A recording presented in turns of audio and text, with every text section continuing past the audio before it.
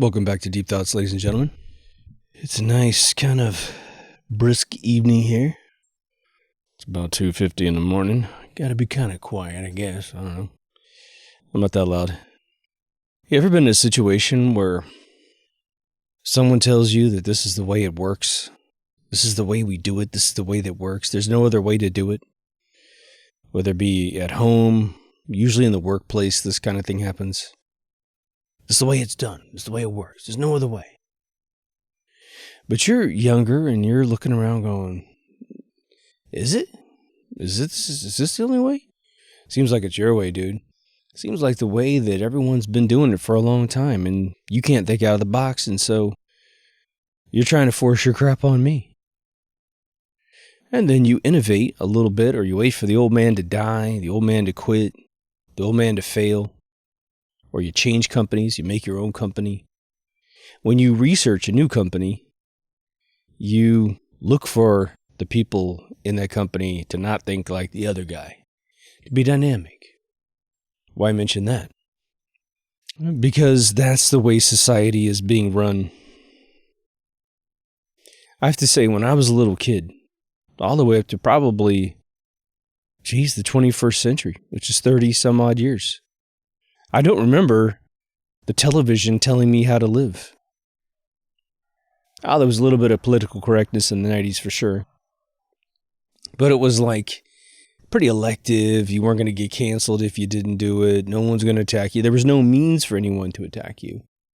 I mean, if ABC didn't show up on your doorstep, nobody knew you were violating any moral code, but now the whole world can get you through social media. So I'm going to call this show Ripping the Matrix. And I think there's two phases to ripping the matrix, and I want to make sure I define this ahead of time. We know that there's technically a matrix here on Earth that is within the confines or wherever the hell we are, which might be a bigger matrix. We just worship this stuff. It is unbelievable how we worship this stuff. How in a day we could put them all out of business. I mean, a day. Facebook would be out of business. Twitter would be out of business. These acidic platforms that do nothing but ferment hatred. I mean, at least YouTube's got education, entertainment. I mean, you don't have to watch anything political on it. You could just stop watching the news every single place it exists. Don't go to their websites. Don't go to their channels on YouTube. Just let them die. I mean, isn't that an amazing concept? Just think about this for 1 second. I know it's idealistic, but think about the power of this one moment. Traditional war. They're over there, you're over here. You can see them in their encampment the day before, and you got your fires burning, and you know their generals are planning, and we're scouting each other out and all this other stuff, looking at the terrain. But in a traditional war, you have to fight. Otherwise, they're going to just roll over you. And there's no other option but to fight. Now imagine this. Imagine this.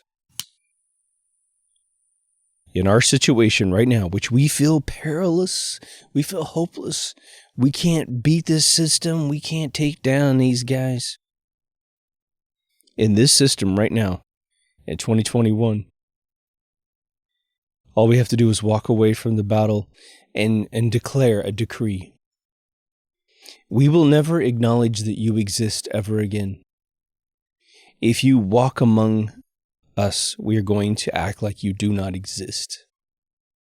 And unlike a normal scenario where someone could slug you in the face if you did that, because they still do exist, but even though you're ignoring them, this renders them completely holographic. And they finally just lose their power supply and they disappear. You can take down every single media organization in the world simply by never going back. You could put all the social media places out of business if you never went back, even to post this, Twitter, the lowbrow method of solving problems, right? It's always like the most low vibration frequency information up there in almost every single case. Every once in a while, something gets in there, but you could get it someplace else. Telegram, As weird as that is, as disinfoed as that is, as I complain, well, you can get your Veritas videos from Veritas.com. You don't have to go to anywhere else but the source. Oh, wow. I don't mean to put you out to have to fucking type a domain in. It's so hilarious. I've said this 3 or 4 years ago. I go up to friends' houses and we'll be doing something, helping them with their business, and I'll say, they'll go, well, what's the website for that? And I'll say, so-and-so.com. They fucking bring up a browser, which defaults to Google. They type the domain into Google's search engine, give Google their metrics of where they're going and where they've been, then click it inside Google. Google's getting ads from that. All kinds of stuff. Instead of just going one field over to type it in the URL. And then once I suggested, why don't you just put the domain directly inside of the field that took google.com, just put in this other one.com. This is weird spelling or something, I get it. And I got this, typical fucking thing where it was like, you're just an asshole, that kind of attitude. Well, I just do it the way I do it. What did I just say at the beginning of the episode? Isn't that fascinating, though? You can conquer all these places simply by never going back. Rip them out of your browser, meaning take the URLs out of your bookmarks.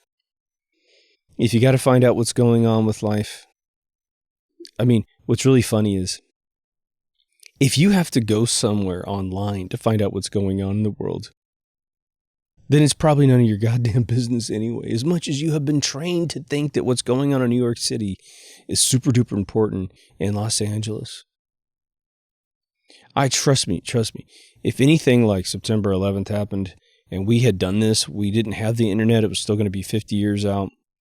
And TV didn't even exist. And newspapers didn't exist. Human beings would be on planes flying from the East Coast to the West Coast, and they would let us know. And if you're a first responder kind of person, whatever, you want to volunteer, you could get in a plane and go the other direction. But now, when I was just saying that, how ludicrous did that sound inside you? How much did you just gutturally, instinctually, genetically reject that entire concept? How stupid it was for me to give you that example. When outside of newspapers and probably television, I grew up in that world and it worked just fine. When these countries of ours were being formed, none of this crap existed on average. America was one of the last countries to be formed. And so we had all of our deeds recorded through the printing press, which is why, people try to hold it against us constantly when their history is just as bad as ours, if not worse.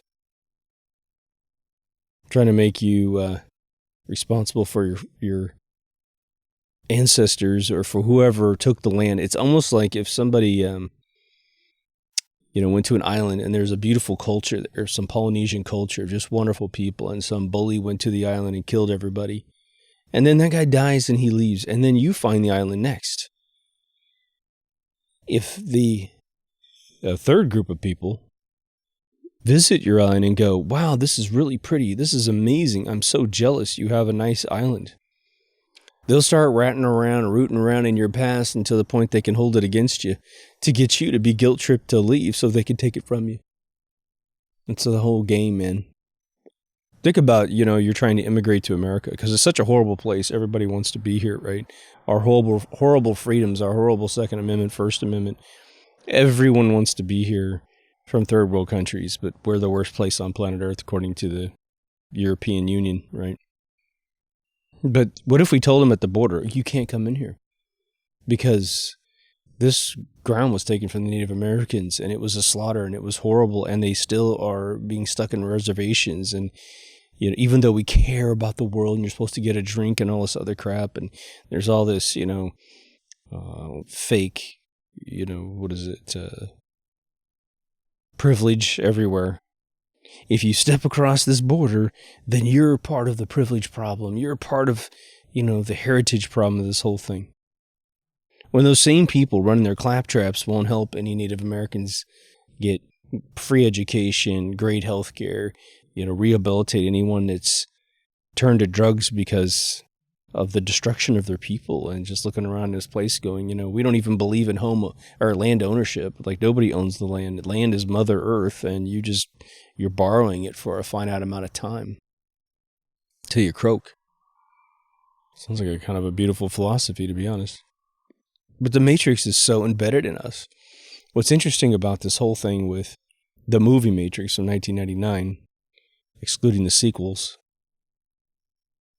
is that Neo was actually a physical being in a pod. He did have, wires hooked to him, which was giving him part of the reality, and to also probably tap into his electricity. But then what happened? Morbius gets him out of that thing. Or Morpheus, excuse me. Morbius is from Forbidden Planet. But Morpheus gets him out, and he's able to disengage the hardware immediately, and then he is able to think straight. Within reason, he's never been in the real world, which is that ship with the paste and all that stuff he has to eat. But we don't have it that clean, do we? The Matrix is like a puppet hand going right up our cracks. Just like I Pet Goat, but the devil's ring is controlling the marionette of all of the politicians down below. I think we have allowed these strings to be attached to us. Just imagine that powerful metaphor. You get baptized in Christianity to declare your loyalty to Jesus Christ in the whole story. And that's a wonderful moment where you get the Holy Spirit in you and that kind of thing. But now imagine if in order to get a Facebook account, what is it, The Man Called Horse, you have to put a hook in your flesh that goes up to some thing. Well, I want a Facebook account, bink, and then I want a Twitter account, bink, until they just hang you. It was Richard Harris, right? And so if you saw it like that, you'd be like, I don't want that service. Jesus, I don't want the news to be stuck in my back and the other thing in my cheek and the pierce through my eyebrow and all that kind of stuff. I don't want to tattoo, Fox News on my face or CNN on my face. All these things that you're totally loyal to, if they just had to take a bite out of you, because they do. But the metaphor becomes physical. You cut the Matrix off really, really fast, wouldn't you? I should say that we should probably take that up just a few notches. And, the hooks aren't sanitized. They're not stainless steel. They're that kind of earring that makes your ear explode when you put it through, right? Cheapy steel. And so you're just getting festering cuts in your body from this stuff. And what's funny is I could describe that for hours in the most gut-wrenching, pukey examples, and it's still not as bad as what it's actually doing to all of us. Now, should these platforms be used, in exclusively good ways? Absolutely. But they're not, because they're all weaponized. You express an opinion of any kind online, in any forum post, any reply to anything, just viewing a page, every single time you put something in a search engine, except perhaps maybe the Brave search engine or DuckDuckGo, maybe. Who knows who you can trust, right? Well, they've added it to your profile. They've added it to your instinctual guts of what you're likely to do if they do this in a war, if they do this through the deep state. This is how you're going to react. They just keep tracking you and tracking you and tracking you. And it's an algorithm. So you could search on, one thing, you heard that something really morbid happened in the world, and so you search on it one time, maybe do like a little session of searching on those morbid things because you're just curious. But then you never really do that again. You go back to puppy dogs and kitty cat videos. And so they do say, okay, well, there's very little instinct for this person to view that content. I will tell you as a writer, and I'm sure every writer out there who has to do a little bit of research feels this if they're aware of what's going on. You're searching on all kinds of stuff because you're writing a book. If I wanted to search on, let's say I got hired, literally, to write a Breaking Bad sequel or prequel or something, And so I'm in there having to figure out, how is meth created? I know it's like a set of methamphetamine or whatever, what's in Claritin and those kind of things. Sudafed, that kind of stuff. But I need to know a few chemicals, because if I want to have an intelligent conversation between two characters in a screenplay, I need to use the words. And so I could actually technically make my profile look like I'm a complete crazy terrorist, drug addict, bomb maker, all this other stuff, simply because someone hired me to write a film that does that. The other thing I want you to just remember, because I don't hear it that often, is that it's something that I think everyone understands sort of subconsciously, but we need to bubble the screen to the top so we can see it. And that is that all of the negative things in the world that have become social norms, they were all snuck into everything that we ingested as medium. Marshall McLuhan's warning: medium is the message. It's more important what the medium is than the message. That's a tongue-in-cheek kind of statement from him, because the message is profoundly important. But what he's saying is, the more realistic the medium is, the more you take it in, the more you put it to heart. You see magic on TV and you believe it exists. Whether it be someone promising a heroic response to some darkness in your life, you take a pill and it's supposed to solve the problems, just don't listen to all the side effects at the very end. If you use the Swiffer, it beats a mop, which it doesn't. America, because I keep trying to figure out, America is the only one I can call, speak for. Your country might be different, but I was trying to find out what would really be the true inception from sort of an organic world where we're hunting for our food every morning, we're slicing logs in half to heat up our log cabins or little homes or whatever, maybe burning coal, whatever. When did it all start? And so the only thing that I can really put my finger on is the printing press creating newspapers with marketing ads inside the newspaper. When this first started out, you do have a huge level of integrity with products. If someone was selling a snake oil that killed you, that person would be lynched pretty quickly, right? A few cases go out. A contraption that promises you weight loss, but, throws your spine out of whack, or, makes you go blind, or whatever it is, they catch them pretty quick, clean that stuff out.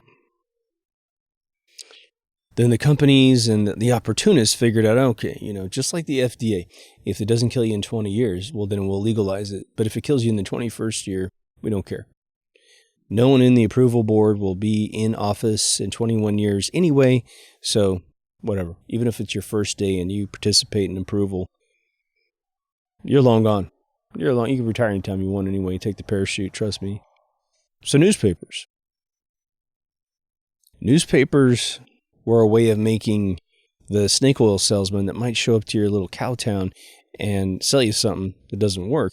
This is the way they were able to ship via railroad hundreds of thousands, if not millions, of products. Some very ironclad products, like razors for your face and other products that just work. I would assume that for probably up to about 1940 in America, most of the products sold were probably fairly legit. Even if they're weird contraptions and things like that, people wouldn't buy things if they didn't work. We just were more sensible. We were more honest with each other.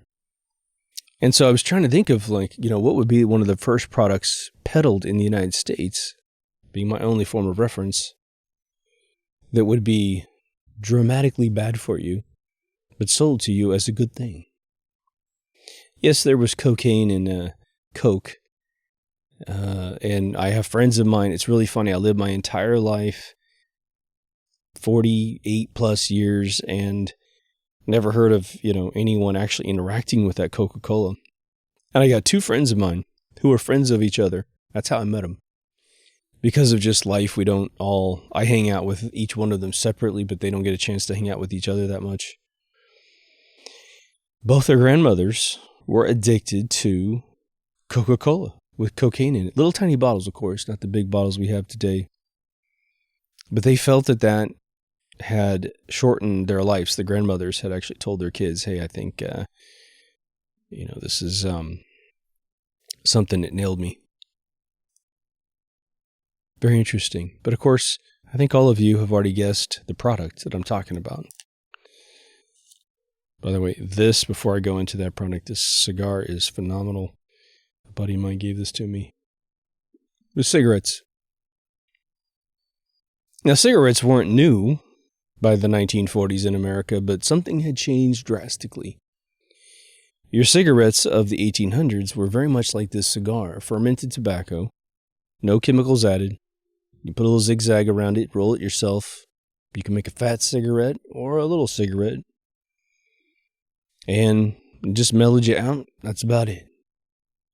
Except they inhale the cigarettes and you don't inhale cigars, right? It's just a little mouth flavor here. But by the time the 40s came around, they so successfully had turned on the Industrial Revolution that stress went way, way up.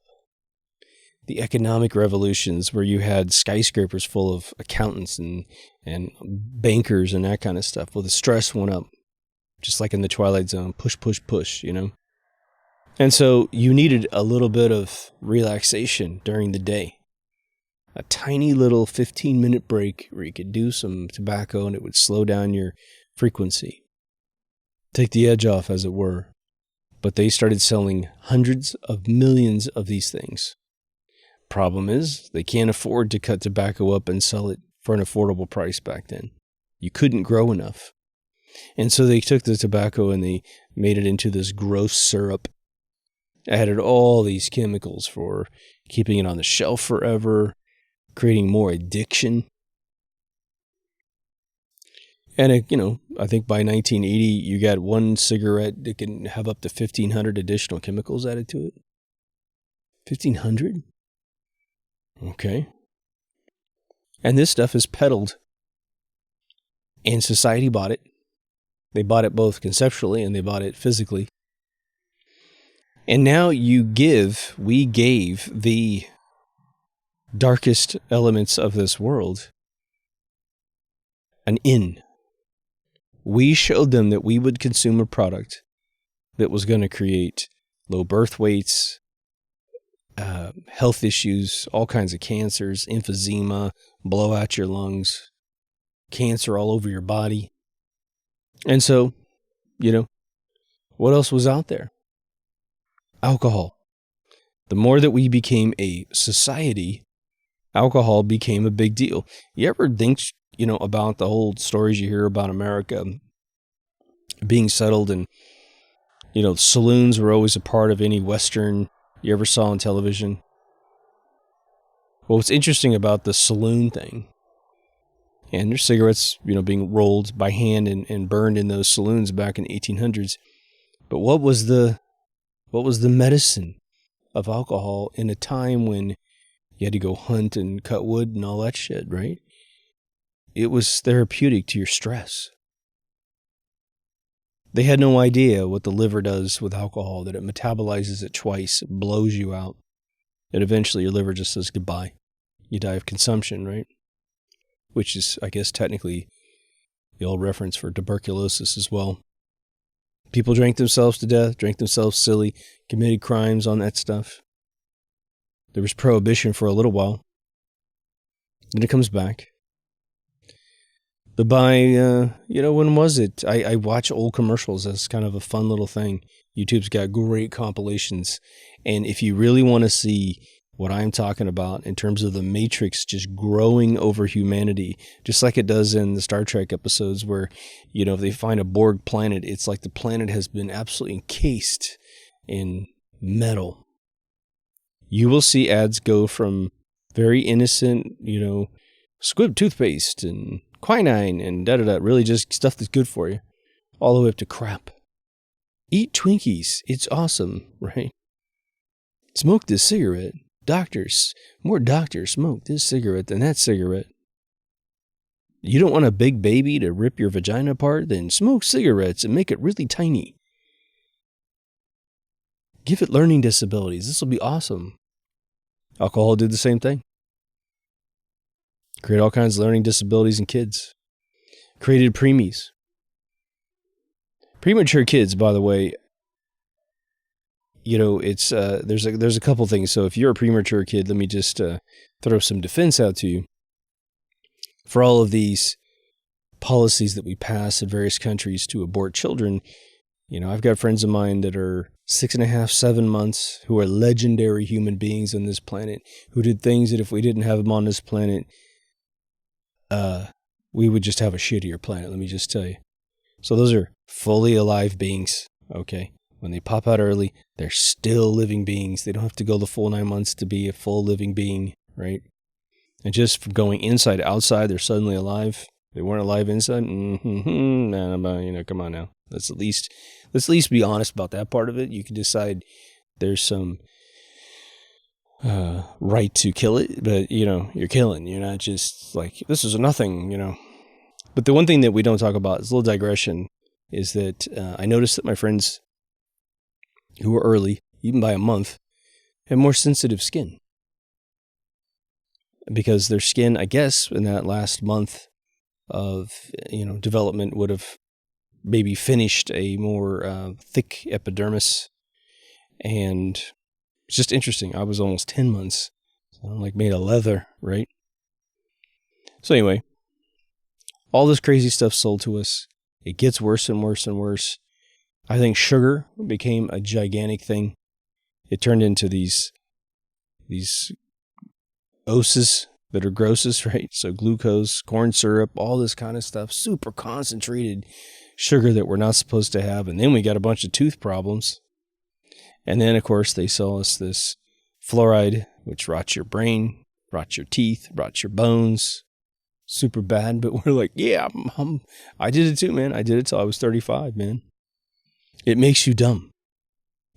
So if you're brushing with fluoride and you're giving anyone crap for hitting bong hit after bong hit in their apartment and playing video games, trust me, if you think you're smart today, brushing with fluoride, I mean, you just have a really good intelligence and you happen to brush with fluoride, get off that crap for a year and watch the processor unwind.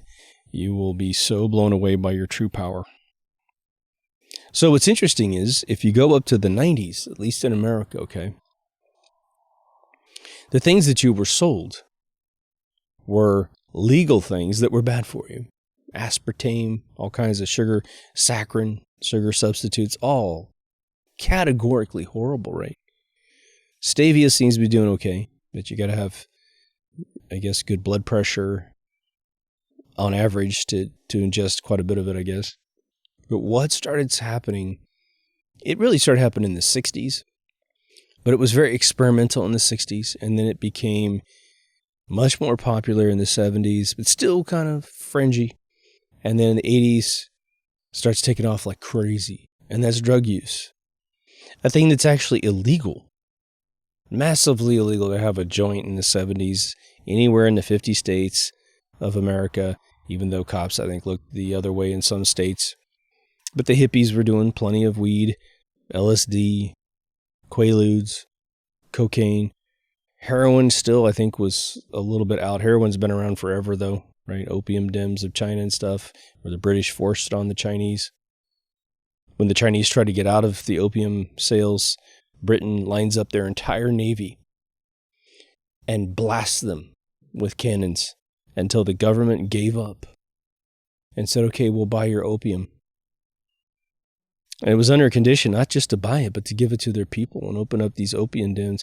And as the Chinese, who've gone through all kinds of ups and downs of civilization, you got like all of a sudden they get so high they build a Chinese wall, and then they kill each other to get down to a point where no one can build a house, and then they rise back up and they build these amazing, architectural accomplishments, and then they kill themselves down. It's just a process. But as they became more civilized and more pressured to live within this civilized, inhumane bubble, Why do you think they went to opium dens? Because it's a stress reliever, man. We're way ahead of the curve, but maybe this is the price we pay as the ancestors of those above us that will eventually take to some wild future, So drug use is sort of like this kind of funny thing. I remember the first time I ever smoked weed. It was brown weed. I was 9 years old. I went next door to my buddy's house. His brother was cooking it in the oven. I have to say, I haven't seen brown weed ever since, and I kind of like to try some again, to be honest, because it was so mellow, man. It was so fucking mellow. There was no chronic. Nothing was, that I had access to. Nothing was green. But we were hitting these, I think it was a pipe. I can't remember, pipe or joint. I can't remember. And then they would make you hyperventilate, and they'd pop you, and you'd pass out. And it was called a California shotgun, whatever. And then you make all these funny faces and people laugh at you and that kind of stuff. And so it was still this funny kind of party thing that would happen. And it was rare, that one kid in town who had some, Then look at the 90s, man. Oof. All this war on drugs crap, right? Which meant intelligence agencies bringing in, give it to the ghettos, creating all this division between gangs. It's the catalyst to create gangs. Not just the Crips and the Bloods, but every Asian gang, every Mexican gang, every white gang. It's a lot of money, man. Then it goes deep into our music. Isn't it bizarre that you have this, I would say by Dr. Dre's Chronic album, it's still legal in all 50 states, but you got an album that's named Chronic, which is to name it after a drug that's illegal as hell. I'm just making a point. I'm not pissing on weed, especially in the 21st century, but it's out there. And, society just kind of went, yeah, that's the guy from South Central who's telling all the kids to kill everybody with guns, smoke weed. Everything he said you shouldn't do in his first album with NWA, it's all flipped, it's all changed, and he sold himself out. No other way to look at it.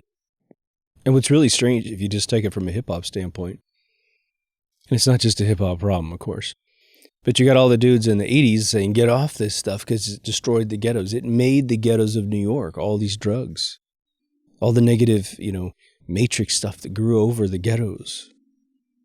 And suddenly, with one generational change, it's all good. You never saw Cool J doing an album about do weed. You never saw that. You didn't see Grandmaster Flash saying, shoot up with heroin all of a sudden. Do plenty of coke. He helped write a song called White Lines. Told you not to do it. Curtis Blow and the other dude that was the genius. Okay. So in one generation, they gave up the booty of society, right? Your soul is Faust at its best. You signed a deal with the devil and you think there's a clause you're going to get out. You can't repent, I guess, right? But then the matrix keeps growing. It keeps getting more intense, doesn't it? We know that as far back as time, the most acidic things that happen to human beings have been happening. Sometimes way more in the past. Sometimes way more in the present. Institutions that are supposed to be protecting little kids are suddenly discovered to be the institutions that are at the absolute focal point of destroying kids' lives. Foster care programs. NAMBLA. Probably some YMCA in there. Probably some Boy Scouts in there. It's founded to be absolutely perfect. But where do creepy people go? Directly where the product is that they want. Little kids, right? And so we think, we're seeing these horrific things happen. They don't get caught that often because I was just talking to a friend of mine who's a police officer, or was a police officer for a long time. And he said one of the most grueling things that happened, because he did some prison guard work initially, he says, we get the cases for these people who come into the prisons. And he said, he goes, somebody who had a little drug charge and had 30 days might get more time than a pedo that comes in having done unbelievable things to children, and they're all documented in confessions. It's red-handed in some cases, and these guys will do 2 years and leave. Oh yeah, they might have to walk door to door and tell everyone they're a pederast, but still they're free. And then he goes, the worst thing about it was that we started finding out that judges are involved. They're customers of this trade. And so you lock up the entire justice system to look the other way when these ultimate crimes of humanity are occurring. And so that's probably about 1995 to about, say, 2010 is the phase he's talking about. All right. Does the Matrix cease growing? Nope. Keeps growing and growing and growing until we kill the Borg on our planet. So what's happened in the last 10 years? Well, in the last 10 years, they've taken a group of people who are completely innocent of this thing,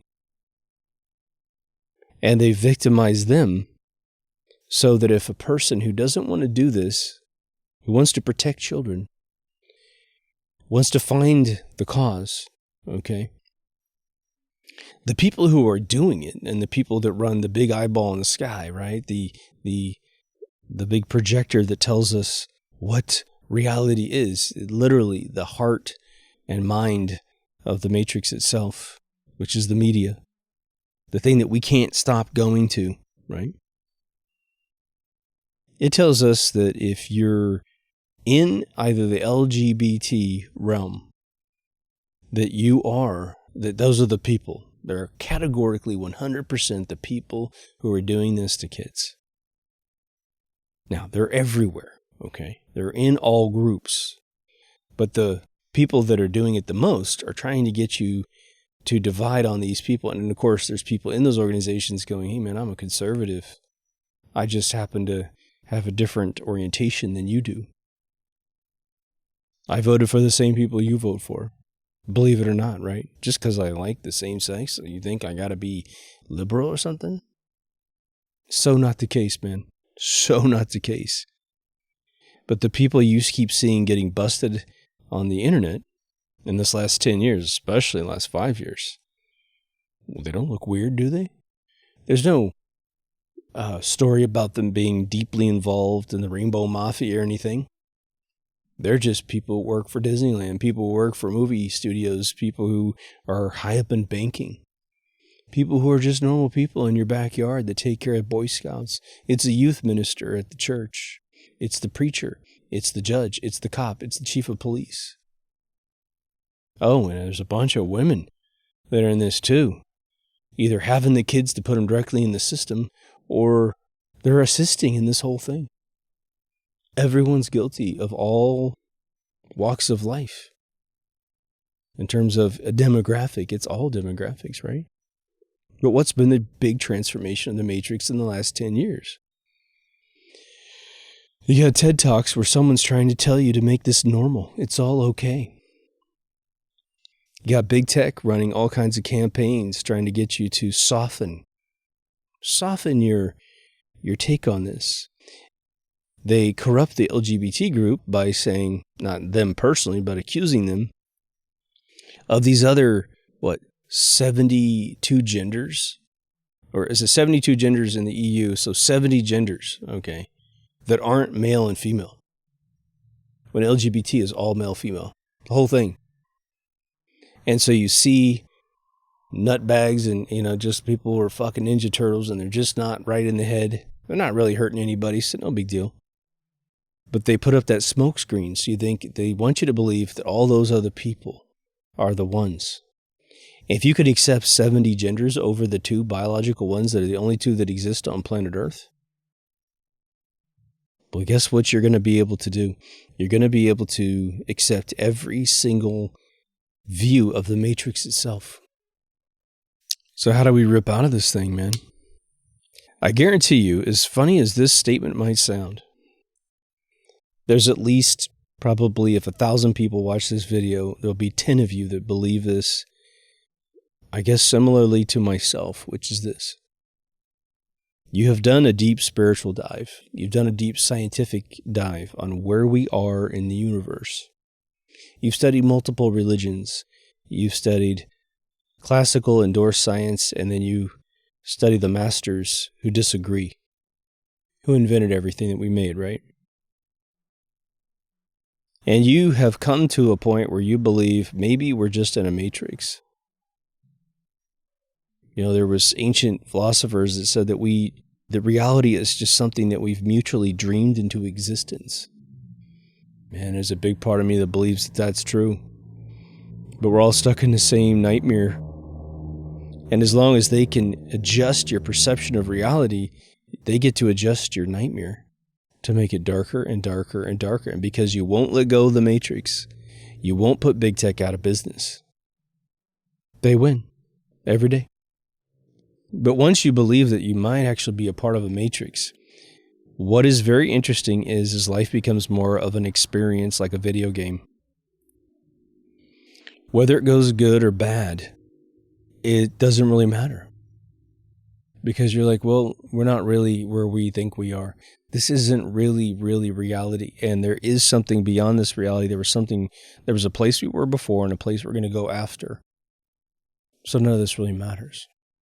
What did I say just earlier in this episode? I said that we know that things grew on us slowly, like a stealthy, dark, invisible thing. There's an amazing Doctor Who episode with Tom Baker back in the 70s where his companion, some woman, the most famous companion, I will say, who showed up in future episodes in the 21st century, she had this weird like spider kind of thing stuck on her back. And if I remember right, she couldn't see it. A bunch of people couldn't see it until the doctor saw it. And then they could see it, and it was terrifying. But this thing was on their back, or on her back, and it was guiding her. It was like some symbiotic devil. And once revealed, the creature couldn't hide anymore. And so if you think about the Matrix in a metaphorical manner, and understand that it's grown on top of you, and you didn't see it before, but now you see it. Everyone who's awakened knows this really well, of course, right? But are we awakened to all the elements that are at play here? Because you could find out that something was an FF, right? One of those events, right? And you're like, man, I can see things now more clearly. But isn't it interesting once you can see one of those events that was orchestrated by the people who said someone else did it, you can see them all instantaneously. Like you need to do your research to figure out the facts of everything, but you're like, ooh, that smells like a bunch of BS, right? Pretty cool. Just like seeing the spider on her back. So once you start to see the Matrix for what it is, this overlay of bullshit reality that's been added to you, you've drank it, you've eaten it, you've viewed it, you've listened to it. It has told your soul how to behave. And probably because your soul doesn't have the capability of being impure, it pushes it back into your body. And I can only imagine the feedback loop that must be going on inside of us. Freud's id that he said was, the scared child. Imagine if the scared child is nothing more than that which the body is trying to push into the soul, but the soul says, I must remain pure. I have no capability of holding these algorithms of lust and greed and death and murder and just taking advantage of others, doing harm to others. We're not allowed to have that. But the body keeps trying.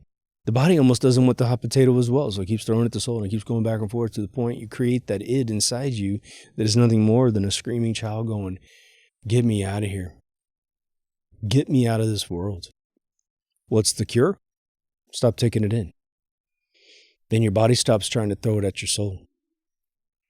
Oh, for the feedback loop that's in there, it eventually just kinetically fizzles out and you suddenly have calm.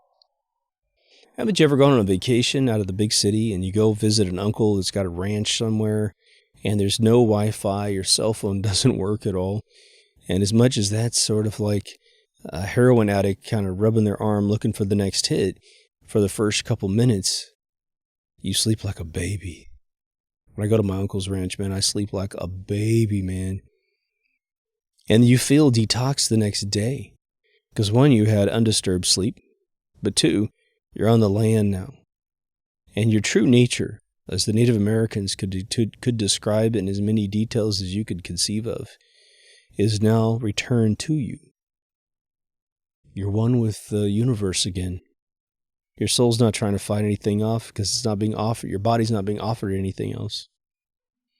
It reminds me when I was a kid, my father loved KOA campsites. And for those of you not in America, or you've never heard of that, I suppose they're overseas as well, but it's a network of campsites. I don't even know if they exist anymore, but they had them. You could just go all over the place and pull up your RV, pull up your car, pull out the tent, set it up.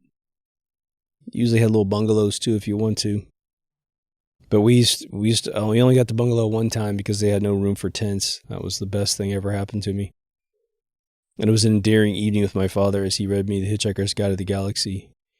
But we're in a tent most of the time. And so when we got home, we still had this tent and it was brand new. And I knew we weren't going to go on a vacation to use that thing for at least a couple years.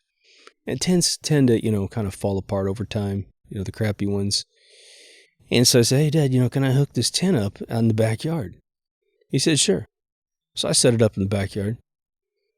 And I remember running the cable from my bedroom out the window because my father and I were always electronics dudes. So we had like spools of cable. I know how to put the little connector on the end.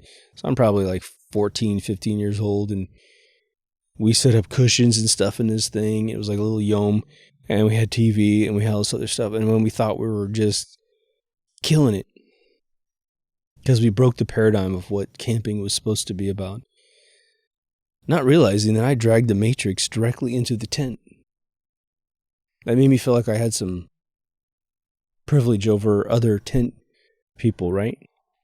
What's really interesting as a correlation is that my friends on Facebook, Twitter, Instagram, that are just joyous. They're just happy all the time. Big ass smiles on their face, never reporting anything negative.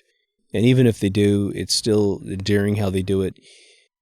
They're major campers. They go to lakes all the time. A lot of them are like, windsurfers and that kind of stuff.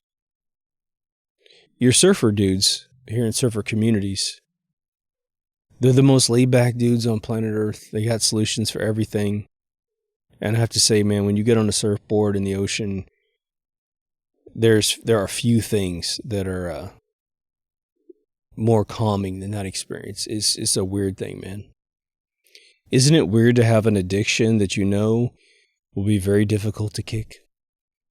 You shouldn't do it, but you do. You make up all these excuses. And some of them are the inceptional reasons why you took it on in the first place, before you knew it was bad. Like I said, in America, there's so many things that are falsely attached to the American flag.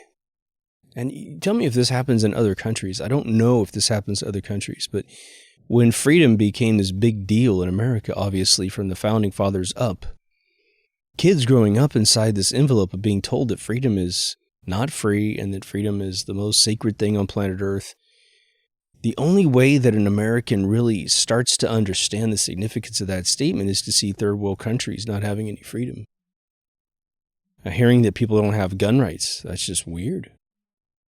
But, the governments were coming after us back in the day, and they are today. But in America, all these bad habits were attached to freedom. Things that were illegal, or things that were legal. You drink alcohol because you were in a free country.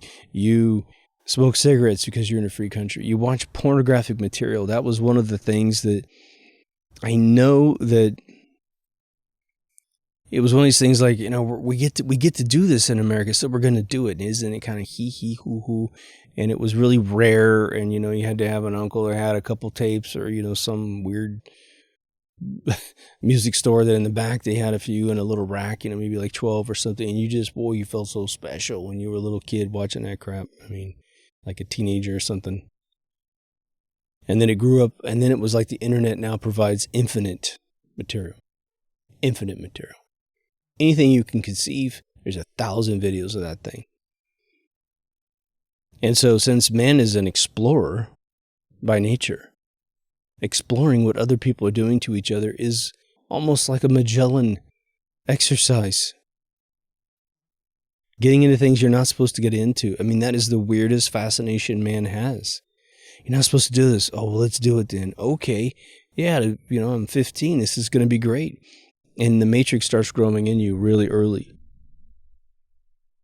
And so then you grow up and you start trying to date people, or you have a wife or a husband, and, usually it's the husband that's linked to this stuff the most. He starts seeing these women that are drug addicts getting paid to do this crap, and then he gets all dissatisfied with his wife because she's not a freak. It goes both ways, but it's really rare for the woman to bring that into the relationship. But I've even talked to friends of mine who are extremely intelligent people, females. And I'll mention that little connection. And probably 80% of them like, yeah, you're totally right. I've been with some great guys, but they were totally addicted to that stuff, wouldn't let it go. I could never do anything to satisfy them, because if I gave in to one thing, they'd watch another video and I had to give in to another thing, and it just was ridiculous. It wasn't about us anymore. It was about this challenge, this video game this guy was playing in our bedroom. But at least 20%, and some, probably I have to say, one of the smartest women in the world, I could hear it just in the tone of her voice when I said that. There was a rejection, like, yeah, what do you have to say about porn? I was like, oh my God. I just stopped talking about it, because it was like I could hear that I was going to be in a huge fight over this material. It is a part of freedom in that person's brain, if I had to guess. But it's the matrix, isn't it? It's not reality. So that's what I want to do with you. One of the keys is to do this. Now, you have a couple choices of how you approach this. There's probably 1 billion choices on how to approach this, but let me give you 2 that I think works really well. You could cold turkey this crap out of your life. Stop looking at all the things that are coming in on your phone, on your computer. If it's not part of your immediate life, maybe you join a community forum for your town so you know what's going on. Because that's your town, that's your domain, that's where you live. If a new restaurant opens up, you probably want to visit it. If some guy is herding dogs and you don't know who it is, then you should know. Keep your dog inside at night. It matters to you, right? But cut everything else out. But that seems a little arbitrary, doesn't it? So what if we applied a rule, a filter that's very simple, something like do no harm, right? That's a real simple law. With do no harm, you need no other laws. Period. Okay. So let's say this. What if your filter to get rid of the matrix out of your life, the one that grew on you when you didn't know it was happening, was to say, if it doesn't bear a resemblance to reality in a predictable way by which someone tells me this is how it works, I try it and it doesn't work, then it's not part of reality. And so if you simply say, I think this information is incorrect, it is propaganda, it is disinformation, whether it be from the good guys or the bad guys, you don't let it in your life, and you also cut off the systemic artery by which you get this information. If it's an app on your phone, turn it off. If it's a social media site, don't go to it anymore. If it's a news organization, don't go to it anymore. If it doesn't match your perception of what is true and what is false, don't do it. There's a riot somewhere. Let me ask you this question. Because there was a big thing that occurred in the late 70s when, like, the Son of Sam did his first sort of serial killer thing where we actually caught someone doing, Jack the Ripper was a serial killer too. It's been around forever. But for those of you who are old enough, you know that we had this phrase that was going around in the press, which was called the copycat. Why did the guy supposedly kill John Lennon? Because he wanted to impress his girlfriend who he just finished a call with on a payphone. Why did the guy supposedly shoot Reagan? Because Hinkle wanted to impress Jodie Foster. Because they were given the press, they became famous. All those killers are famous. And I got friends of mine who love reading those books about all those killers. They just indirectly worship the killer. The bad guys are their good guys. Right? A buddy of mine from high school who has a lot of learning disabilities, unfortunately, sweetest guy on planet Earth. He started a little Facebook group which worships all these killers, from gangsters back in the 30s all the way up. And he just thinks it's the best fucking sliced bread, man, on planet Earth. Keeps inviting me into this group, and I finally just had to go, stop inviting me, like that little message on Facebook, right? That's one reason why I like Instagram. And reason why I filter my friends on Instagram is I don't want anything political on Instagram, right? If someone's doing political stuff, man, it's got to be pretty light. And there's a couple of people that just post those memes. You just go over and mute them. You keep them as your friend. You just mute them. You don't see their feed anymore. What was it? Tom Cruise's daughter. One of his daughters is like this artist, and she just paints the most demonic crap you've ever seen in your life. It's so weird. You're like, what? Was life hard? Was it really, really rough, kid? You know, I mean, maybe it was. Who knows, right? But man, if you were to take her illustrations to a child psychologist and say, I'm not telling you who's painting these things, but what do you think is wrong with this kid's life? What do you think is going on in this kid's life? A child psychologist would say, this kid is being abused on a level that's unbelievable to be drawing these kind of things. Matrix crawled all over that chick. And this popularity of I don't know how to say it, man. It's like I got this friend, she's an acquaintance. I don't think I've ever met her face to face. But then again, I've been to a lot of parties. I don't know who everybody is in the room, but I don't think I've ever met this girl face to face. Very pretty girl. She's a sound engineer in Hollywood. She does all kinds of things, television, movies, whatever, but a lot of like field work. She carries the mic in the suitcase and does the boom and all that stuff. Apparently very successful. She's flying around the world constantly. But she's all into heavy metal. That's great. Only one caveat. She can't wear enough, like, satanic shit on her body. She dresses herself up as demons and Satan and all this other crap. She's got these wild eyes that are just natural. Very beautiful girl from, I think, Germany. Her parents are still alive, very young. But she'll even go back to her parents and she'll get her mother, who's like this, it looks like this most wholesome, beautiful woman, be throwing up the horns and you know, they got upside down crosses on and all kinds of weird shit. And I'm just thinking, well, is this some fucking Satan family from Europe or something? And so the Matrix crawled all up that family's family tree, man. Oh, I do these things for my daughter because it makes her feel good. It's like, we tell God all about that one, you know? Now, if you are religious in any way, shape, or form, and I define that as basically you have a belief in God who is good, and then just all the other institutions below attempting to get to that summit. One of the other things you could say is, if I took this information that I'm about to ingest into my body, knowingly, and I took it to heaven, and hey God, look at this, what do you think about that? If God would be like, you can't even bring this into my realm. This is so Satanistic, so demonic, so evil, so do harm. It can't enter the realm with me.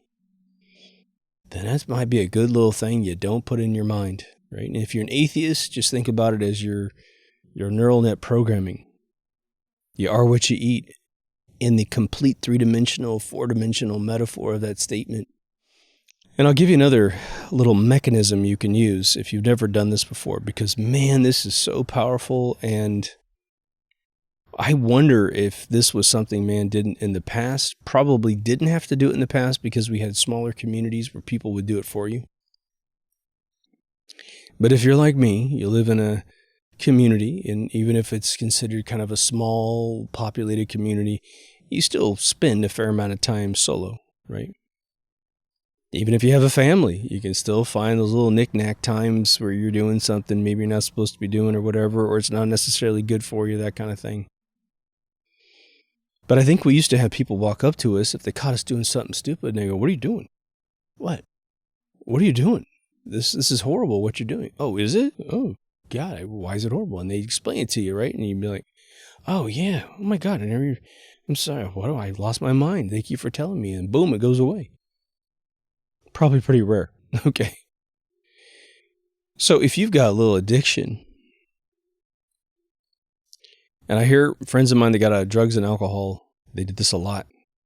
But I've got friends of mine that used to be consummate cheaters, and they did it too. And they always, when I ask them, I say, well, what was it like when you had this transition out of this bad habit that you had? It could be eating. It could be something real simple. They said, well, there just came a time in my life when I started to see myself in the mirror for exactly what I was doing, and I realized that what I was doing was wrong for me. It could be right for somebody else. It could do no harm to somebody else. For you, it's destroying your life. But the loop they went into with me was to tell me in so many ways that they told themselves that what they were doing was wrong by their own standards. But there's a way I think you can hasten that evaluation. Whether or not you agree with whether it's good or bad, you can still utter the words to test yourself. And I'll give you an analogy before I drop this on you. Probably already sniffing what I'm going to tell you. When you have a dream, no matter how amazing that dream is, when you wake up, elements of the dream, if not the entire dream, start to fade away very quickly, don't they? It was just in your head. You were just there. I dream 8 hours, solid, whatever the hell I'm dreaming. It's one continuous story. It's different worlds, blah, blah, blah. Go see my dream episodes, right? So when you are sitting around thinking about your life, just inside your head, and you're trying to stop this bad habit, you know very well that if you are driving down the street or you're about to go to bed, you get these incredible ideas. And you're like, oh my God, I got to write that down. And then you think, well, I can't right now. I'm getting all green lights, or I'm really tired. I don't want to wake back up and then have to get back. It's like if you're like me, you don't sleep that easily. You don't want to wake yourself back up. So you don't write it down. The next day, all you remember is you had a great idea, but you can't remember what it was. And you sit around and think. And every once in a while, about 10, 20% of the time, if you're lucky, you'll get the idea back. Oh, yeah. Boom, boom, boom, boom, boom. The rub is if it's a really good idea, you should get up and write it down. And it doesn't matter if you have one bad night of sleep or you got to pull over to write it down. You get it down because you're going to forget it, most likely. Overwhelming chance to forget it. So let's go back to our issue here. If you're simply thinking in your head that this is wrong, you'll forget that you thought it. Especially at the time it's offered to you again, or the opportunity presents itself to do it again. You'll do it again. Because the only rejection you ever had was the thought that you forgot. So what do you do to iron that baby out? Well, no one would ever do this, but the extreme thing would be to write it down and put it in public view of your life. It doesn't have to be where anyone else can see it, but it could be on your computer. It could even be a coded message. So no one else really knows what that means, but you know what it means. Don't drink anymore. Lay off the porn, whatever it is, right? But I tell you one thing you can do. Say it out loud. Say it out loud. Have your voice say it out loud to yourself. And I experimented a few years ago, and I think I made episodes about this, or at least I mentioned it in episodes, that you can talk to yourself in two different ways. But it's really, really strange. You can talk things out where you're talking about something you might theoretically practice a conversation with someone to make sure you got the right words, especially if you're angry at somebody. It's really good to let it all out in a screaming match that's just you simulating they're in the room. And boy, you'll be so glad you never use those words with those other people, right? But it's a hell of a thing to talk to yourself as if you are someone else. But it's not. It's really just you talking to yourself. You can ratchet it up. Now you can say, I could say, dude, you really need to stop drinking. It just is bad for you. You don't like drinking. It never makes you feel good. The rot gut is horrible. It's not what we've ever done, so why would you do it? And it's a different thing to say, Mark, listen to me. I know you got this thing. You shouldn't do it. You know you're doing it. You know you're rationalizing it this way, da-da-da. And boy, have I made myself my own third person. It's very, very powerful to hear your voice scold yourself. And let's face it, no one likes to be scolded by anybody. But I tell you what, the softest format of that's digestible is you doing it to yourself. It's actually kind of cool. A little strange if you haven't done it before. Now, I'm not maybe suggesting that you make this a general habit so everything in the world is spoken, everyone thinks you're a nutcase, but if you're just trying to break a habit, you just do it long enough to get the habit understood. And if you feel yourself creating rationales around the counter rationales, then you can double it up on yourself. Yeah, don't make that excuse, man. I know you're making that excuse. You think it's not going to hurt you. You've been doing it your whole life and you da-da-da-da. Just be more firm with yourself. I know it sounds nuts, but it's a technique that works for all things. We have got to get out of the matrix. We've got to disable it. I feel like I'm between a rock and a hard place because I advertise this show, technically speaking, on I guess, 5 or 6 different social media platforms. At least 4 are outside of big tech, which is nice. I do put it on our Facebook group. I do put it on Twitter. I hate Twitter. I'm not a big fan of Facebook. I mean, I've had some amazing experiences due to Facebook. Finding old friends has been one of the most amazing experiences. And honestly, without it, I wouldn't have that capability. But man, it's like 1 unit of good, 9 units of bad, The visceral hatred over this last 2 years, oh gosh, or probably going back to 2015, 2016. I don't know if it's worth it, But it's like, okay, so go into the devil's domain and drop down something from God and walk away. Probably the way I look at it. I'm trying to put some positivity in there. And, a lot of you drop a lot of lucid stuff, so we're all learning from each other, so there's a lot of benefits there. I look forward to the day that at least 2 social media platforms are gone completely. Either shut down for immoral business, like Facebook using fake accounts to bleed investors, making them think that they actually have more followers in their product than they really have, bleeding down ads illegally using fake accounts. So you place an ad and a bunch of fake people respond to it. Then they take your money and they basically have fraudulent money that they've collected and they report it as legal income. That's all illegal. And that's what Facebook did to launch their platform. And chances are, okay, if you have any type of social media profile anywhere, because we are quarantined to find only people in our country, you can find people in other countries, but you have to do a little effort to find those people, or you have to be suggested to those people. But Europe sees European people, Germany sees German people, France sees French people, etc. Australia sees Australian people primarily, right? Your profile is most likely been taken and re-uploaded hundreds of times with fake names. So your face is out there somewhere with a fake name and you can't find it. The little search engines don't have any power to go out and index the entire planet. Google forbids you from finding stuff in foreign countries. And they've been caught doing this several times, right? One of the things that happens with Deep Thoughts Radio Facebook page is we get a lot of African followers that don't answer the security question when they come in, which is say something human. Really hard question, right? Never participate in the conversations.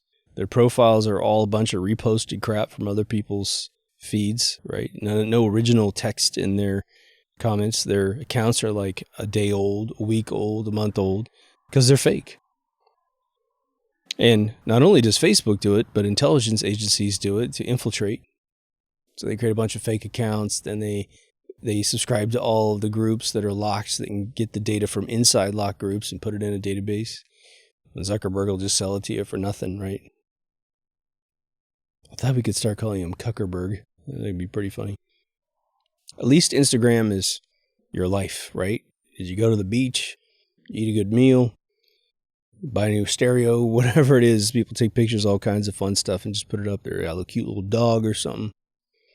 These moments in time, right? That's much more appealing to me. Again, I hear about political things out there, but now think about TikTok. TikTok is heavily defended by the youth of the world, and it was attacked by the previous administration because they understood it was a CCP invention.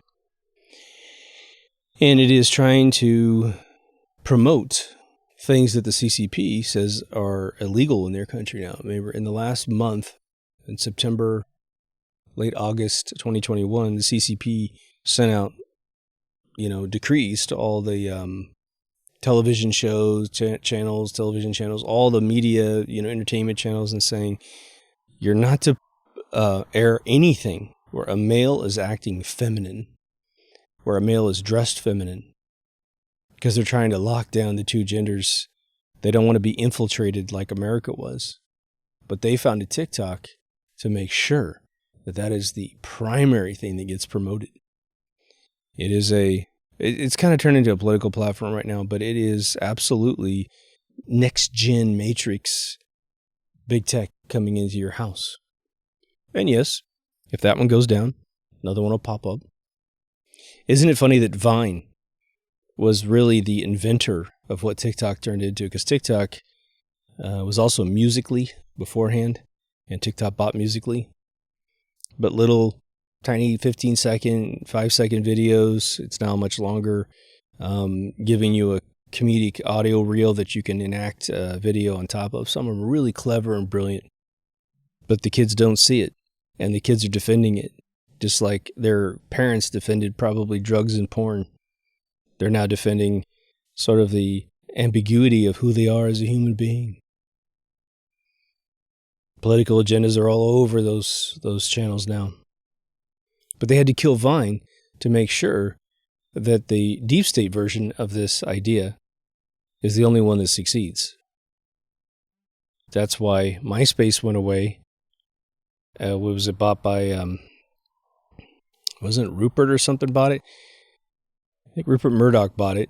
A friend of mine worked for that company, and they said, look, we own all of the sort of social profile, social media stuff, but it wasn't deep state. And so here comes Facebook.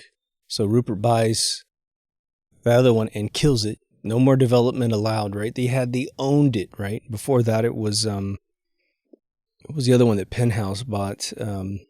Starts with an F, I think. Friendster. Friendster was, I think, even before MySpace. That was also canned, bought by Penthouse, and then shoveled off to the side, and it died. And, they had it. They had the whole platform there. Yahoo tried to create a Facebook. Well, they're the competitor to Google. They had a Google executive go over to Yahoo and killed the company. It was right in front of your face. Your competitor sends over an executive. You hire her as a CEO. She lied that she wasn't pregnant, then announces she's pregnant, and she goes home for her entire pregnancy, claiming that she was bedridden. And she was seen all over the Bay Area, flying all over the world. Infiltration. I think Google Plus tried to do it. Why try to do it? Facebook's already got it. It's all the same group, all working together. So they all got canned. Google couldn't beat YouTube, so they bought it.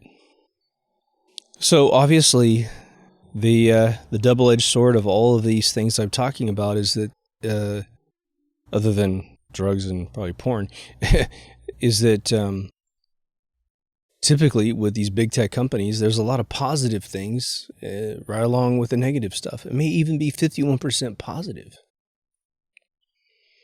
I think YouTube is probably, around 80% positive. And you can't get a hold of the bad stuff because they will knock you off. So they kind of filter even the 20% down even less. They want you to see all their stuff. But, guess what? If you don't want to see it, typically on that platform, you have a choice. And why would you click on a video that's got content that you hate? You just don't do it.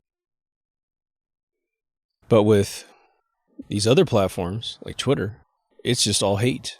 It is the most concentrated mechanism of social hate you have ever seen in your entire life.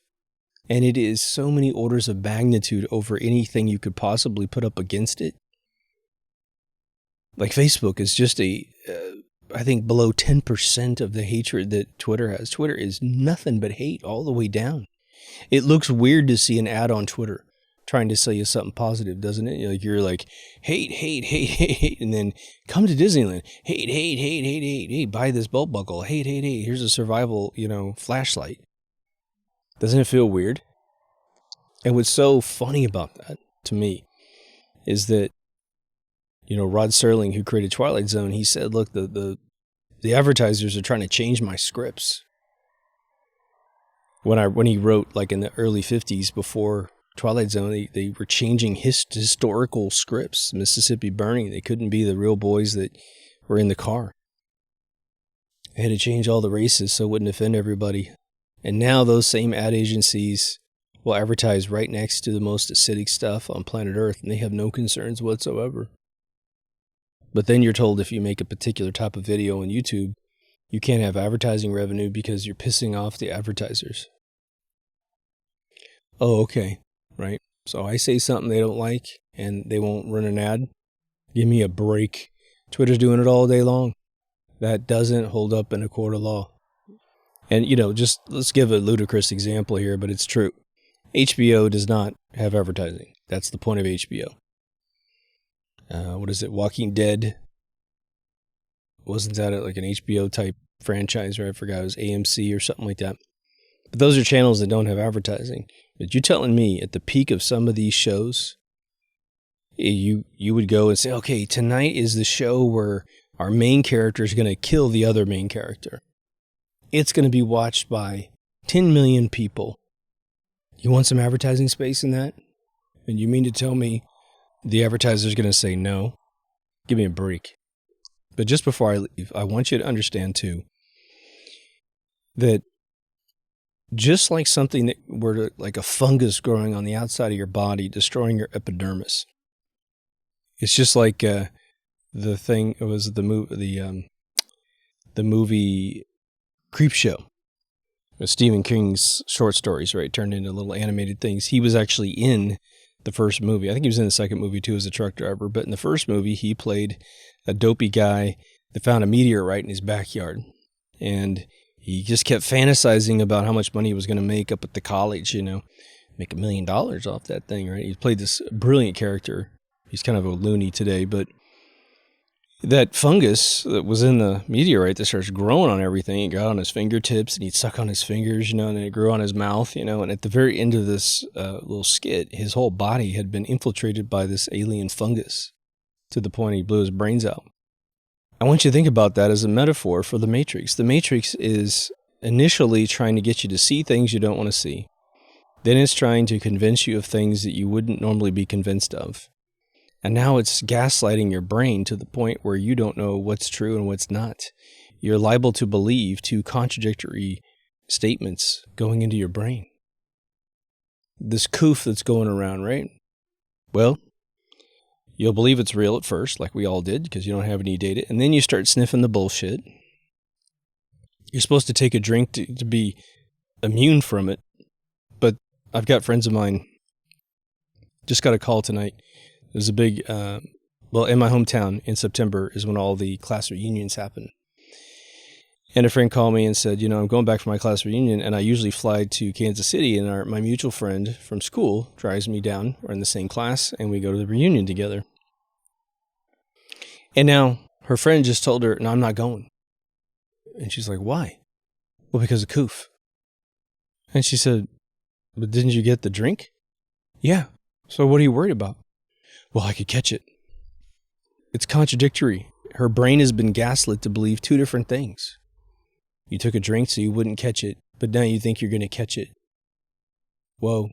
You have no test that proves you've got the coof, but then maybe, and you know there's no test. If the test has been denounced by the CDC, it's been denounced by the guy who created it, but you still might repeat that the numbers have gone up, that someone caught it, that they got the test and they caught it, and you're like, okay, if it's undetectable, then no one can have it. Meaning you can't prove a single soul ever had it because the test doesn't prove anything. And just because you got sick doesn't mean it was the coof. And the flu went away. Remember that one? And now they're warning everyone who got the drink to not go out this winter because it's going to be the first round of people that have no immune system anymore and they're going to catch everything. And they could potentially die from it because their universal antibodies aren't working anymore. That's how dangerous the matrix is right now. It's infecting every single electron in your little computer you call your brain. Let me know what you think. I think you feel me, right? If you haven't been to deepthoughtsradio.com, I'll give you the short bumper today. Everything you need is up there. For the PayPal and Patreon people that help out, thank you so much. Appreciate you very, very much. You're all family. Just a little bumper on that one. If you do join that, you get family chats. We're up to 12 now, so there's 12 episodes. If you haven't joined Patreon, you haven't seen those. There's a couple episodes I think I've released that are just ones that I thought, weren't maybe perfect enough to release. There's a couple of those, but you get access to me in a different way. So anyway, if that interests you, you get in the credits if you part with some cash. And after a certain amount of donations, we kick on the live chat capability between the two of us, just you and I having a conversation. So if that interests you, get on board. Otherwise, take care of yourself and someone else, and I'll see you in the next Deep Thoughts. Over now.